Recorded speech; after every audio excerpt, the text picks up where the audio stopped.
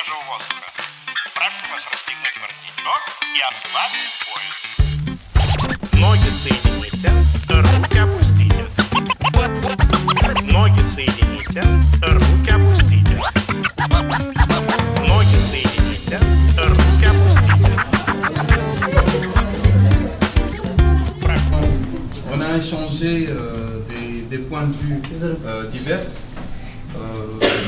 des gens de la Tunisie, du Maroc, Mauritanie et des Français. On a fait une étude, on va dire, depuis 1950. Par la suite, ça veut dire que les gens, comment ils mangeaient avant, il faut passer. Par la suite, les années 2000, ça veut dire dans le jour d'aujourd'hui. Et au futur, on espère quoi comme nourriture, nutrition, etc. Donc par rapport à 1950, il n'y avait pas d'entrée. On attaque directement les plats principaux. Du couscous. Voilà. Couscous, légumes et pois chiches locaux, des produits locaux. Que depuis 1950, il y avait eu des changements sur plein de domaines concernant le logement, notamment on vit de plus en plus dans des zones urbaines, qu'il y a eu des changements au niveau des matériaux de construction. Il y avait des choses qui ont gagné, les gens ont gagné accès par exemple au chauffage ou au fait d'avoir des pièces plus grandes, ou au fait d'avoir des salles de bain.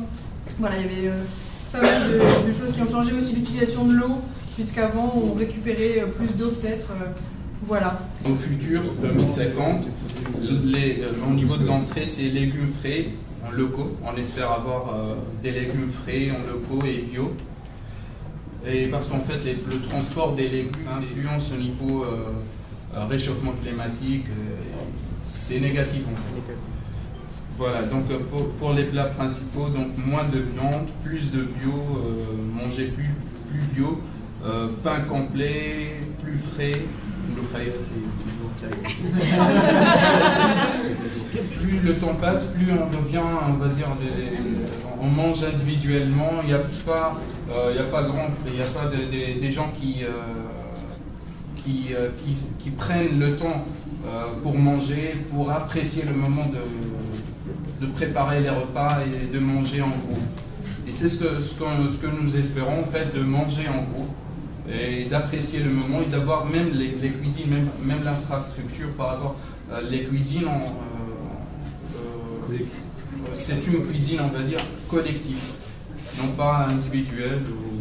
C'est une grande cuisine que tout le monde...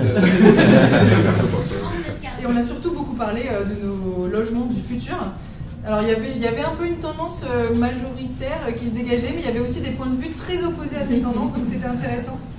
On a essayé de faire un petit bilan en plusieurs catégories. Alors du point de vue de la construction de nos futurs logements, on était à peu près tous d'accord pour dire qu'il faudrait que ce soit avec des matériaux locaux ou recyclés. On voudrait des logements qui soient un peu personnalisés, qui ne se ressemblent pas tous, et qui soient faits avec des matériaux un peu naturels. Qui a un meilleur aménagement de l'espace aussi, ce qui peut permettre potentiellement des logements plus petits mais plus agréables à vivre. Et ce qui est pas mal revenu aussi, c'est l'importance de la végétation, d'avoir des espaces verts ou du moins des espaces de vie plus végétalisés qu'aujourd'hui. En termes d'énergie, on voudrait des logements qui soient passifs, voire même producteurs d'énergie. On a conscience qu'il faut l'électricité et donc pour la produire, on voudrait que ce soit des énergies renouvelables, après adaptées au contexte local, mais en tout cas propres.